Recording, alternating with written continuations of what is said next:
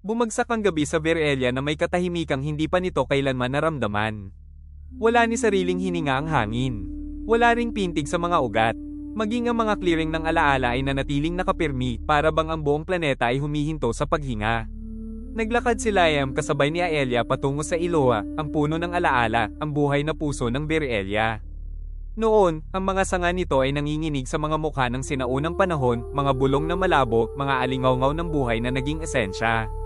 Ngunit ng gabing iyon, wala itong ipinakita. Walang ilaw, walang alaala, walang hininga. Para bang umurong ang mismong planeta upang bigyang daan ang dapat na maganap. Habang naglalakad, naramdaman ni Liam ang bigat ng mundo na dumidiin sa kanyang balat tulad ng baligtad na alon na pilit siyang pinipigilan. Bawat ugat ay tila tumitibok sa kanyang paglapit. Bawat dahon ay pumikit na parang babala. Hindi isang santuaryo ang Iloa, ito ay isang hangganan. Hinihintay sila ng unang alaala, hindi gumagalaw, isang malawak na anyong hinugis ng hamog at matandang anino. Naramdaman ni Aelia ang presensya nito bago pa niya ito makita. Isang bigat sa puso, isang pagkahilo sa alaala. Ang simula at ang wakas ng isang mundo na nagtatagpo. Hindi nangangailangan ng salita ang mensahe na dala nito, si Liam ay naging masyadong malawak upang mabuhay.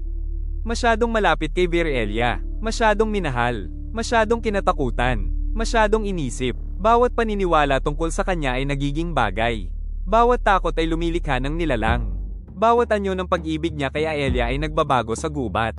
Ang tanging nilalang na isinilang mula sa isang tunay na pag-ibig ng isang Diyos at isang tao ay may taglay na lakas na hindi kayang siluhin ng planeta. Wasak na ang balanse. Mas naunawaan ni Aelia kaysa sa kanya kung ano ang kahulugan nito. Naramdaman niyang bumubukas ang mundo sa ilalim ng kanyang mga paa na parang binibigkas ng Virelia ang panaghoy nito. Hindi kamatayan, hindi pagkatapon, kundi pagkalimot. Hindi isang pagbura ang ritual kundi isang alay. Kailangang maging alaala si Liam na natunaw, isang banayad na presensyang magpapakain sa planeta kaysa sa magpasabog nito.